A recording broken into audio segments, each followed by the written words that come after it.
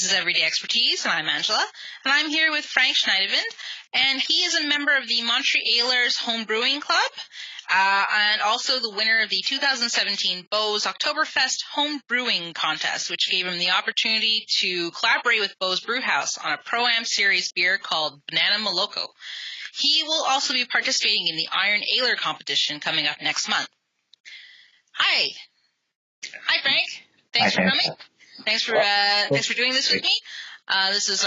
We're doing this over Skype, by the way, if you're wondering why it looks a little different than my usual videos. So let's get started. Let's start with defining a few terms. What is homebrewing to someone who doesn't know what that is?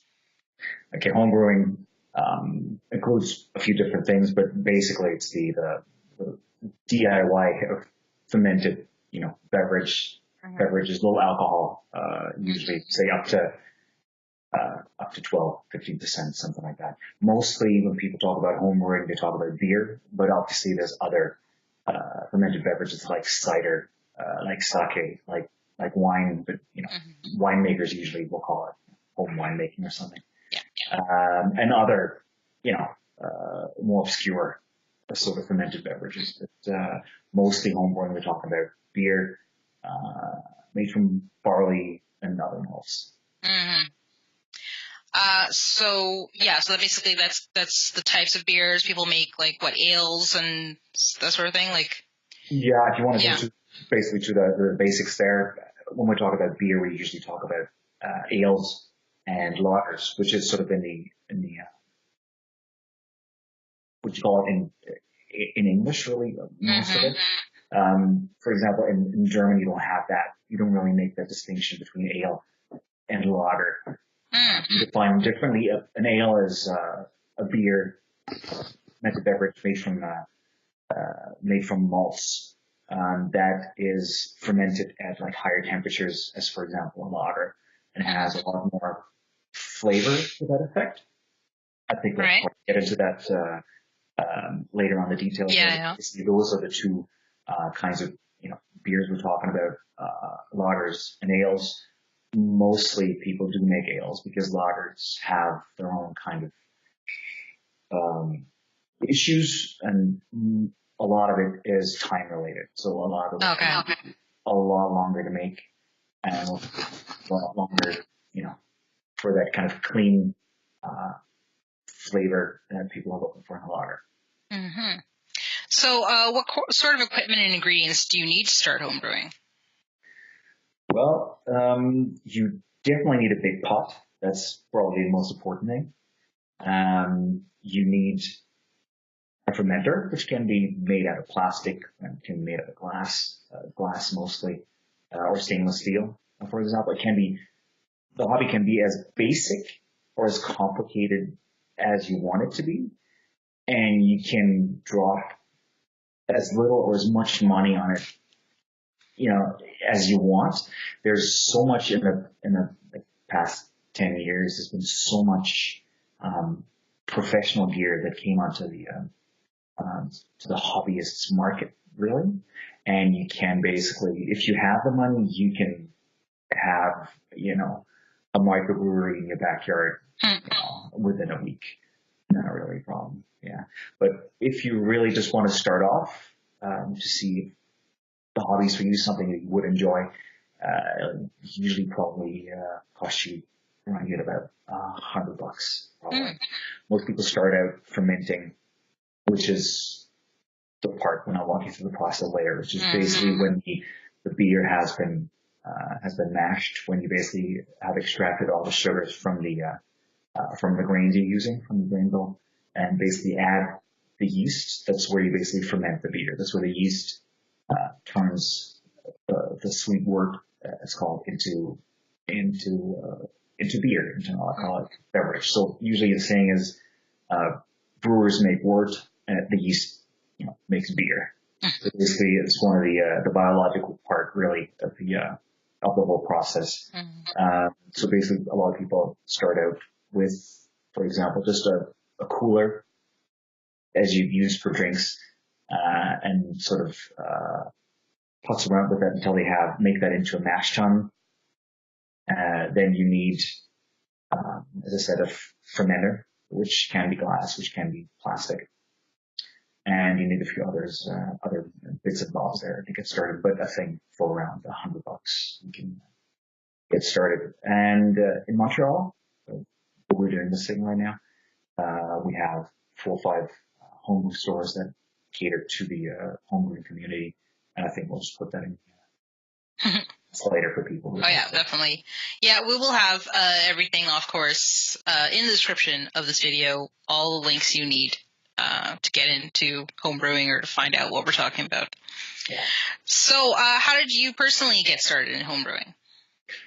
I think it was about 7 years ago, something like that. The whole homebrewing thing is kind of a paid forward kind of culture. So you know somebody who's done it, or you hear somebody's done it and you're interested, and you approach the person. Usually they'll just come over to your place, or you go over to their place, and you brew a few beers with the guys, and then you basically just follow some stuff and get started yourself. And after a few brews, you show it to somebody else. So it's basically my brother-in-law showed it to me, and after that, I basically showed it to my neighbor and showed it to friends. So I've probably showed it to 10 people since, who then kind of spread the virus kind of. Maybe because for most people, they get hooked, they stay kind of hooked, because it's such a the whole thing is so very broad. There's so many different disciplines that kind of interconnect there. It's all the stuff that you really never wanted to do at school. It has, biology, chemistry in there, and, wood shop and whatever. It's all those things that go into actually making a beer and making your setup. And, there's so much different stuff in it. No sports though. The sports, you'll have to do something else for that. Yeah. But, otherwise, basically everything you've, thought you never could use, you can use, in beer. Well, you could take the beer to the sports. Oh yeah, yeah, exactly. There's beer yoga too and stuff like that. Oh yeah. And there's the beer. Is it the beer mile or the Canadian mile? Oh yeah, that's the one where they run and then they drink and then they run and they drink or something. Yeah. Yeah, exactly. Yeah. But yeah, you can obviously mix those things obviously. Or you can just drink a radler and then and just enjoy it. Yeah. So you're going to be doing the this IronAler competition next month, right? Yes. What is that?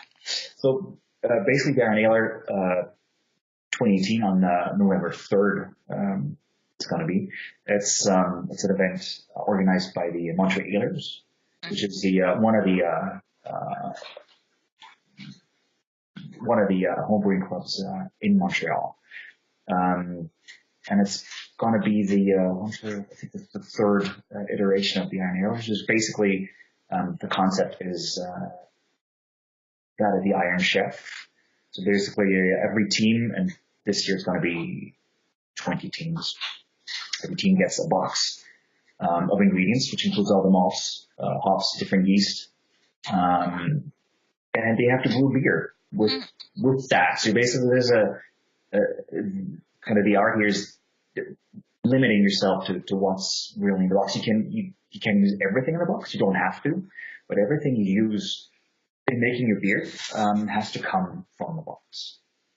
So basically, that box is filled by the sponsors, Homebrew Stores in and around Montreal, or breweries, or like hop growers from Quebec. And so basically, we've received our box 2 weeks ago, so we basically have 6 weeks from kind of grain to glass.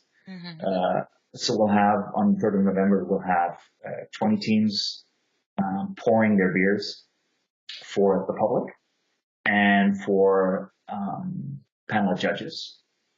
So these beers will be judged by professional brewers and other people in the sort of the beer industry, and then also by the public.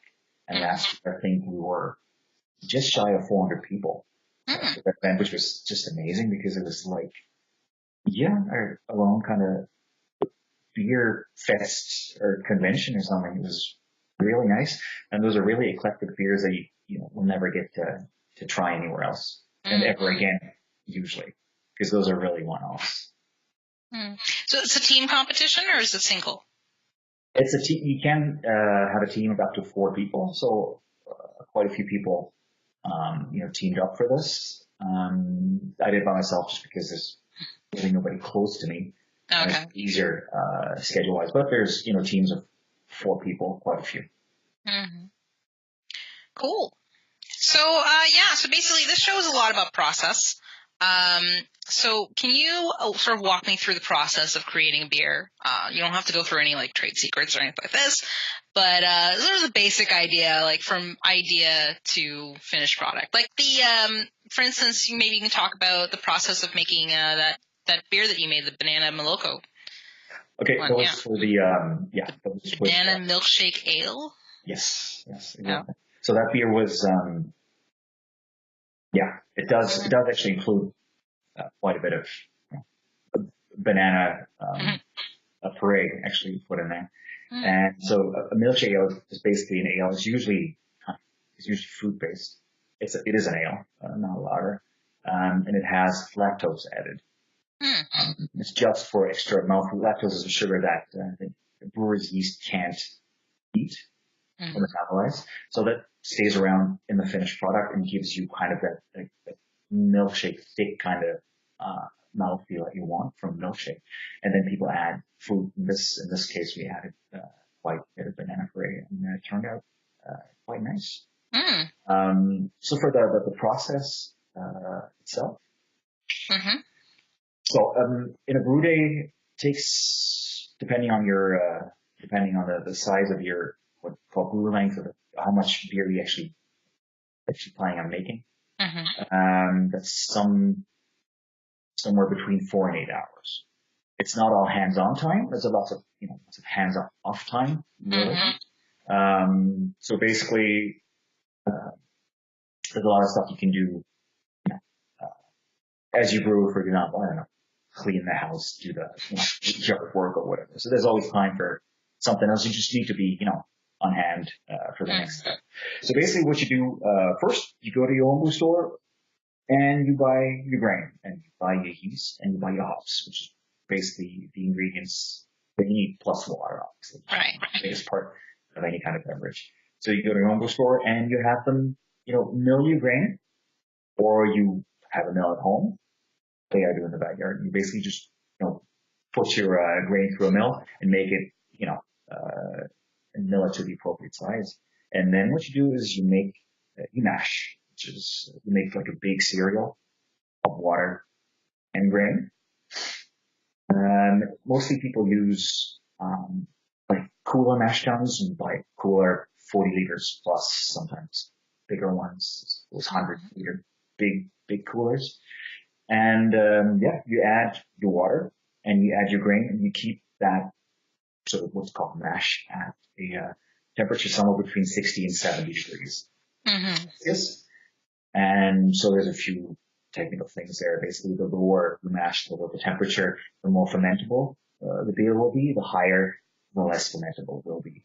So if you want a beer with more body, you go for a higher temperature. You want a beer that really has almost no residual sugars left, mostly alcohol, you go lower. And so there's styles that require you to go higher or lower, depending, but usually people say like 65 Celsius and keep that for about an hour. With the malts that we have available to homebrewers and the microbrewers and the big brewers now, those are probably mostly done after 20 minutes. But usually people just put it in for an hour, and we're pretty much done. At that point, what you've done is turn the starches in the grain into sugars. Right. And this is basically where we want to be. So you have a sugary wort, it's called at that point, which has all the grain sugars or any kind of sugars that you've added. It could be, for example, a lot of like light lagers, pale lagers have, for example, corn added, which is just not, is a grain, but it's not, It's not like a grain malt there. So you have your sweet wort after that, and then you basically put that into your boiler. So you need a big kind of a big boiler, right? So Yeah. 40 liters plus again, just to be sure. Then you bring it up to the boiling, and you boil your sweet wort for mostly it's between 60 and 90 minutes. And so this is where you add, for example, additional sugars for some styles, but this is mostly basically add your hops. So hops you add, there's this three kind of things you do with your hops. You use it for bittering, which is basically to balance out the sweetness of the grain sugars and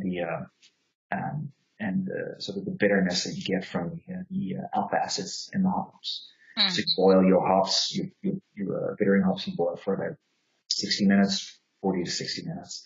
And then anything you add after that is kind of going to make it all those sort of volatile flavors that a lot of those hops have.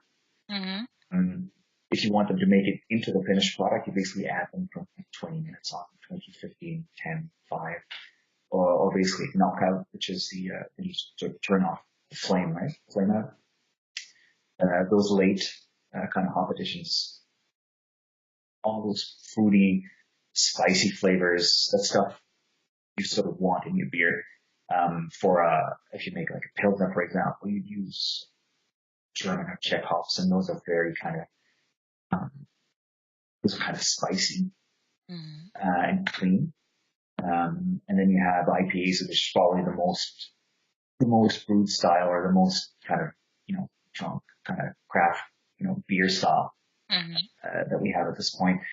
You use a lot of like fruity hops that has like, lemon, orange, mango kind of characteristics that you want in your beer. Those go in very late, or go in even, as, it's called dry hopping. So basically once the beer is actually fermenting or mostly fermented, you add extra hops, not on the hot side, not in the boil, but basically in your fermenter.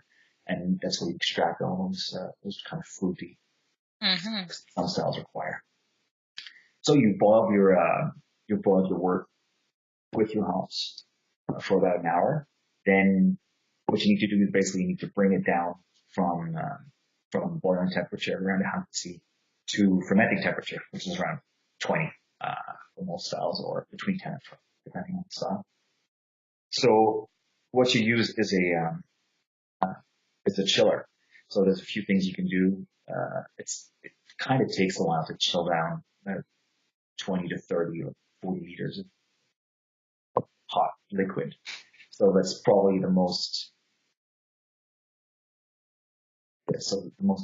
involved part of the process. To basically use either an immersion chiller or a counterflow chiller.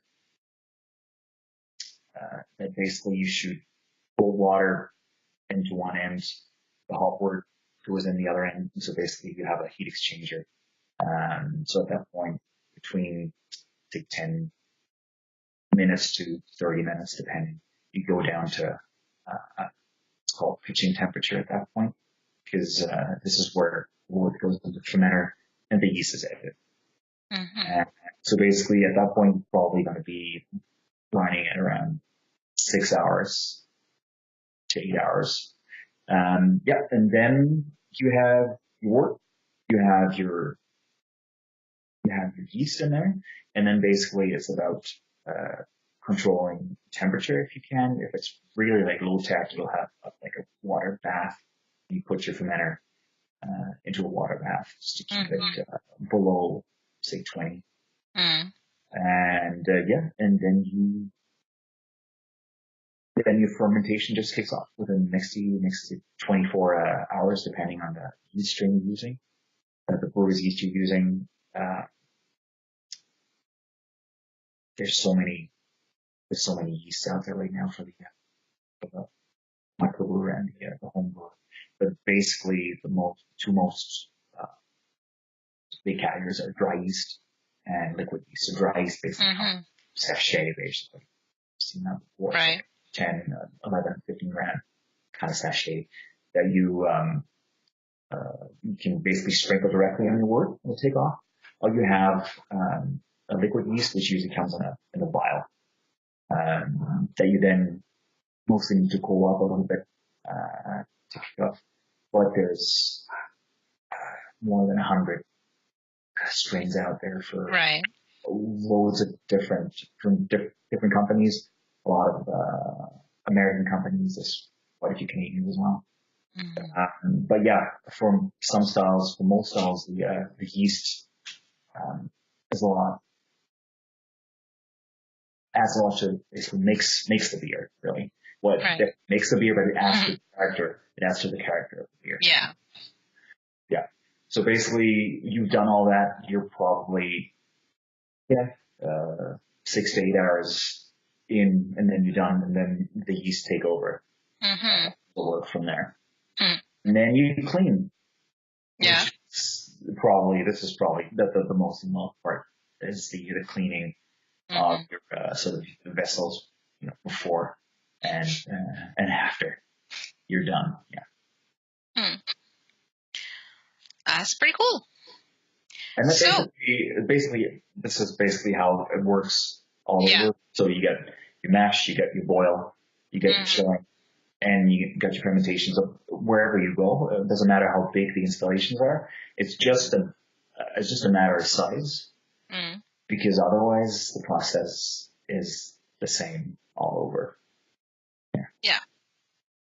So it's basically it's like a commercial brewery is just doing it on a bigger scale. Yeah. You can say. Yeah. And they got a lot of stainless steel, which is just homebrewers love stainless. We all love stainless. Yeah. Yeah. It's just cool.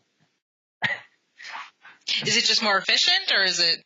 It's just easier to clean and glass fermenter versus a stainless steel fermenter. It looks fantastic. Plus, it takes boiling temperatures. If you really want to clean something, with heat, that's what you can do with glass, for example. Yeah. But yeah, it's just a cool thing, and it's gonna get wet. It's a wet hobby, that's for sure. So basically, don't do it where you have nice floors. And okay. I would suggest you probably either do it outside in the summer, that's fine, or do it in your, somewhere where you have a concrete floor. It would be nice because you do spill stuff and you can get messy and all that. Yeah, it makes sense. Yeah. Okay, so talking about your own beer making, do you have any influences, any like brewmasters or whatever you particularly want to emulate or admire? Well, it's anybody that inspired you? Yeah, it's more about sort of traditions, really, as in because there's several traditions out there, obviously, and most beers are in one of the other styles. There's the German style, obviously, which has a lot of lagers, which is along with the Czechs who do also awesome lagers. But we're talking about Munich Dunkels. We're talking about Pilsners, German Pilsners, or the Czech Pilsners and others. So Germans make really good lagers. The Belgians make very very fun beers and very strange beers and very wild and sour and farmhouse ales. We have that when we have sort of the English category where you have all the milds and the bitters and sort of very kind of hoppy and flavorful but very low alcohol beers. So I'm really a fanatic for Belgian beers. I just love those, and I love mostly sour beers is mostly my thing, really. And so the Belgian Lambics, Flanders Red, Old Browns, those kind of sour beers that are still mostly made the way they were, made like 100 to 200 years and longer ago. And so in a very basic way, that sort of, and that rustic thing just makes it, through the process into the product. So mostly it's mostly about, traditions and styles rather than, sort of that master really. Right. Yeah. Okay. What's something you wish you'd known about homebrewing before you started? As you can see there in the back, we tried this before, but there's really no light in my brewery downstairs. So we just came here and I just dragged a few things upstairs. So what you can see here is like an all-in-one kind of system, which is called Brew. So I wish I'd known that those things, they didn't exist. Okay. So I wish I would have known at the time. I wish something had existed at the point, because everybody starts out like building their own stuff. So you basically reappropriate, your old cooler. You just steal your parents' kind of big pot or whatever, and you just cobble your things together. And people usually call it like a Franken brewery, something that's been like nailed together from whatever you can find. But nowadays, we can buy, a professional grade equipment for, the small brewer and the home brewer. So it's very cool to build your own stuff and make things work and, build things from scratch. But that's really, I think it might be too involved for some people. And right. So nowadays, like full, all-in-one systems exist and, run you less than $500 and can get started. And I wish I'd known or had the opportunity at the time to actually go in, because over the years you build a lot of stuff. You don't brew, you build stuff to brew, but I'd rather basically just cut down on my brew day the time it actually takes to make a beer and make more beer and try more things and build less stuff. I think with other things. That's pretty cool. So how do you integrate your hobby into your daily life? Well, is it very labor?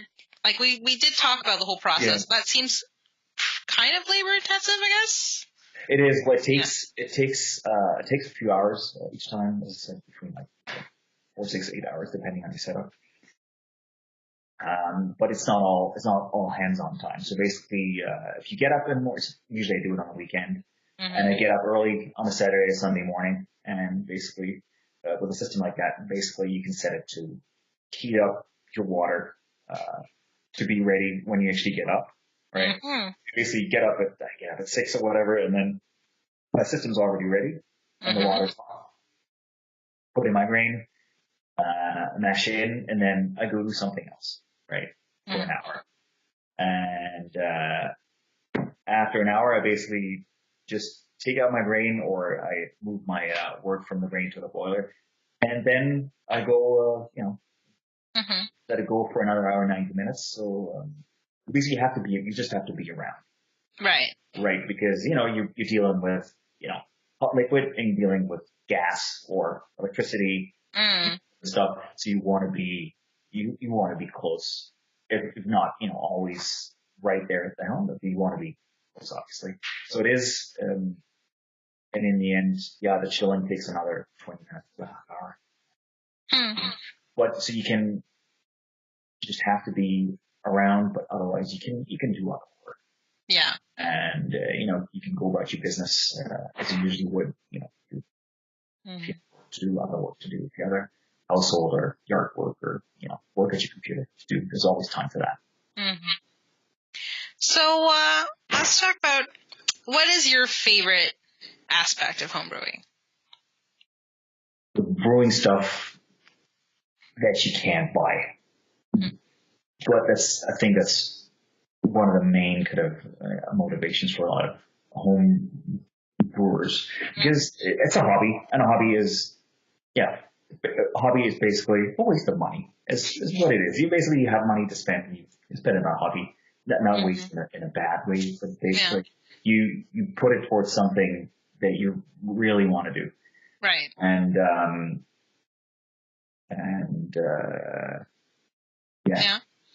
So it lets you basically, make the things you can't find elsewhere. Yeah, but there's loads of craft beer out there now.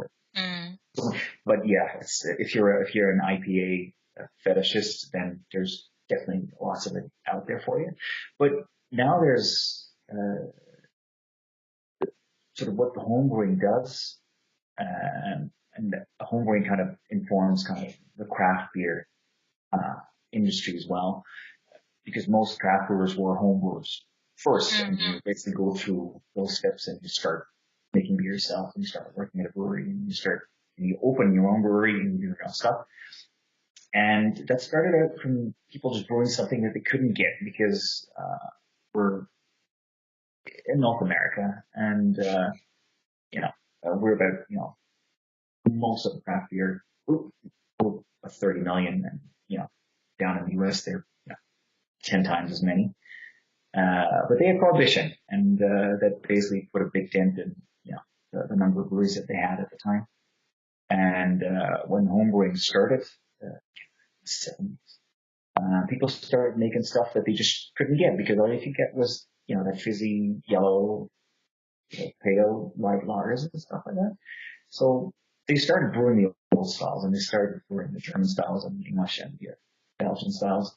And that's sort of what informs that creativity, sort of is what informs, craft brew today in, the United States and Canada and back home in Europe.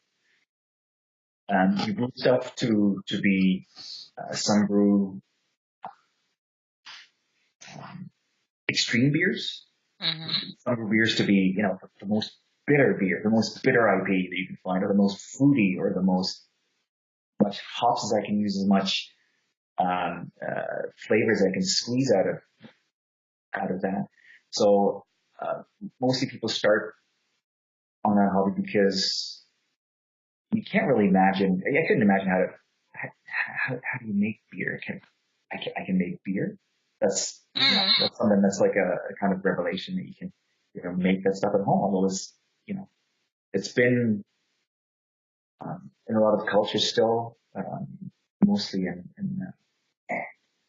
Northern Europe, for example, there's still a kind of, people have home breweries, and they brew to the old style. In Finland or Norway or Sweden, people just brew those kind of farmhouse ales that kind of make it into the craft beer market now,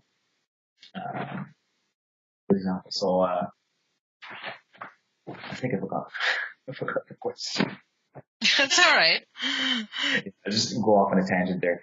But, no, it's good. Tangents. Yeah. This is a tangent-free. This is like a tangent-safe show. Okay. Okay. More tangents, the better. Okay. All right. So we talked about your favorite, but what's your least favorite aspect? What's something that frustrates you? The cleaning is. The cleaning. Yeah, it's brewing is like 80% cleaning. Yeah. What are the dangers? Like if you don't clean it properly. Well, beer is it's a low alcohol, but say most beers are between like 5 and 10% alcohol. That's not enough to inhibit a lot of critters. It's enough to keep it from spoiling usually, right. And that's why in the Middle Ages it was much safer to drink an ale rather than water, because what's in the water. 5% alcohol will inhibit pretty much any kind of bacteria that will kill you. But for example, any kind of lactobacillus, stuff that makes yogurt, stuff that makes cheese, and that basically turns your sugar into vinegar over time. Yeah. Or any kind of those spoilage bacteria, those can get into your beer if you don't clean, for example. So it will still be drinkable, and people who like sour beer, that's one thing you can always enjoy. It might not work for every style of beer, but basically sour beers are beers that are spoiled on purpose. Right. Which is one way to keep your beer from spoiling further, really. Mm-hmm. Yeah, basically the whole thing is beer spoilage and getting wild yeast or any kind of bacteria, and it will turn your beer into something you didn't intend it to be. Right. But obviously there's a lot of styles and a lot of breweries that do that sort of on purpose. The hops that you add, like the Brits, for example, they added hops to keep beer from spoiling, because hops has compounds that will inhibit any kind of spoilage bacteria. The Germans made lagers. They kept it really cold, which will keep your beer from spoiling as well. You put it in a cave, nothing much is going to grow there. And the Belgians, they just did it. They just boiled it to begin with, right? So that's one way of keeping it free from other. That'll do it. Yeah. Other critters, yeah. But yeah, brewing is a lot of cleaning at home or at a brewery. There's a lot of cleaning involved. Mm-hmm. Yeah. Okay, cool. So basically, it's like a lot of like cleaning nooks and crannies and stuff. Yeah. That's hard. So you have your cleaning products for that will. It's usually no rinse. Well, you have your cleaners, and there is elbow grease involved for those things. That's why stainless steel, for example, is really good for that, because you can use a lot of products on there, and it will, and it's easy. It's easier to clean. It can be clean. Yeah. It can be clean. Yeah. With the cleaners that you with your brew. All right. Okay. So going from that, say something's it's just not working. What are you doing? How do you cope with stress, with obstacles, with just what do you do when it's just not working out? Yeah. At sort of at the homebrew level, at the home level, you're not really brewing for consistency's sake. Like a brewery that makes a product, the same product, every day, say that batch of product, then it has to be to certain, specific. It has certain specs, right? And they're trying to have QA in place and make the same product as much as they can. Same product, every time they do it. At home, you really will make a lot. You make a lot. You make a batch is say 20 liters or 40 if you do double batch, for example. It'll always be beer in the end, right? You'll always turn out a beer. So that's not a problem. It might just not turn out to your, to what you like or what you wanted it to be, but always, be beer. There's stuff that can happen, in a brew day. You can come in low, for example. You're looking for, when you make a beer, you're looking for a certain sugar concentration in your work. So the more sugar, the more potential alcohol you can have after, sort of the richer, the more body a beer has. You can come in fairly low. There's one thing that can happen. You can come in very low, less sugar than you wanted, or you can come in high, more sugar than you wanted. So one thing there to do is, if you come in too high, you're gonna make a bigger batch. For example, if you come in low, you can add more sugars. For example, you can just even if the style doesn't have sugars that, you can say, okay, I add extra fermentables. I'm gonna add more malt extract, and then I add more sugar, for example, to get to the point I want. But it's basically your sugar profile is gonna vary a lot. But there's not really that much you can have. A lot of stuff. For example, you forget to close a valve, for example, and your work goes on the floor. Those are mostly the things that happen, right? Right. You just mess up at some point, but usually you get to turn out a beer. That's good. Whatever happens, yeah. Yeah. That's heartening, I'm sure, to a lot of people. Exactly. It's just, you can't just completely, you do all that work and you get nothing. Exactly. You'll definitely have something for your work. Not at the end of the day, but say about 2 to 3 weeks later, you'll have something that, Okay. you drink,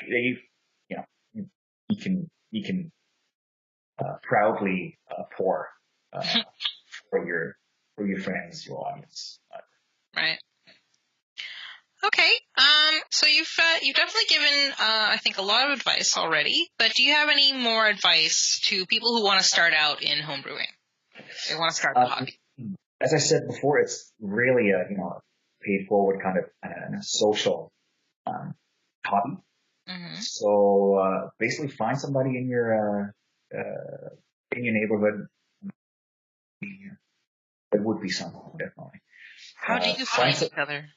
Yeah. So basically, I think this way I can sort of pitch the MontreAlers. I don't know, a link in the comments later. Yeah. A lot of people just, can just go on the website, get in touch, or get the newsletter, get on the forum, and basically see if there's somebody that would like an assistant for a brew. A lot of people do that. You don't have those official. A lot of homebrew clubs have like teach your friend how to homebrew day kind of things. And some have them. We don't have it officially, but you can always, if there's somebody in your neighborhood, you can just ask them, drop in, and brew beer with them and see how it's done, practically. And that's usually help people, get started and get hooked, and then next the week after, that you build your own mash tun, or you buy a mash tun, buy a boiler, and go off to the races. So yeah, homebrewers love to show what they do, and they love to, brew together. Well, yeah, it's probably problem is always, probably stay away, from stay off the booze for the duration of the off the brew day, because you're really, otherwise you're going to turn out something that's really good. Right. That does happen. You need to be on point. You need to straight. But yeah, it's a very social hobby. People usually start out brewing somebody else and then go from there. Cool. All right. So we talked about a little about IronAler. We talked about MontreAlers. Anything else particularly you'd like to promote right now, or do you basically you have any events coming up other than that? Yeah, no, the IronAlers is the biggest one for this year. And as I said, it's going to be on the 3rd of November. It's going to be in Old Montreal. Sorry, it's got mostly almost the old port where it is. And anybody who's interested in homebrewing, who's interested in the club, I would suggest you drop in. I think there would be a small entrance fee, but you get to try 20 beers, I guess, that made from the same ingredients, but very different. Last time it was a whole range of different beers, and this year I think it's going to be even more diverse. We had a nice mystery box and a few secret ingredients that will make it, I think, into a lot of those beers. And come by, go to the website, go on our forums, come to the IronAler next month. Check it out, talk to the brewers, and that's how most people get started. That sounds cool. All right. That's everything I have to ask you. Thank you, Frank. Thanks for doing this with me. Thank you, everybody, for watching. This has been Everyday Expertise, and I'm Angela. Bye. Thanks for watching. We hope you enjoyed this interview. Be sure to share this video with friends and colleagues who may also enjoy this topic. Let us know your thoughts by leaving a comment below, or check the description for our social media. See you next time.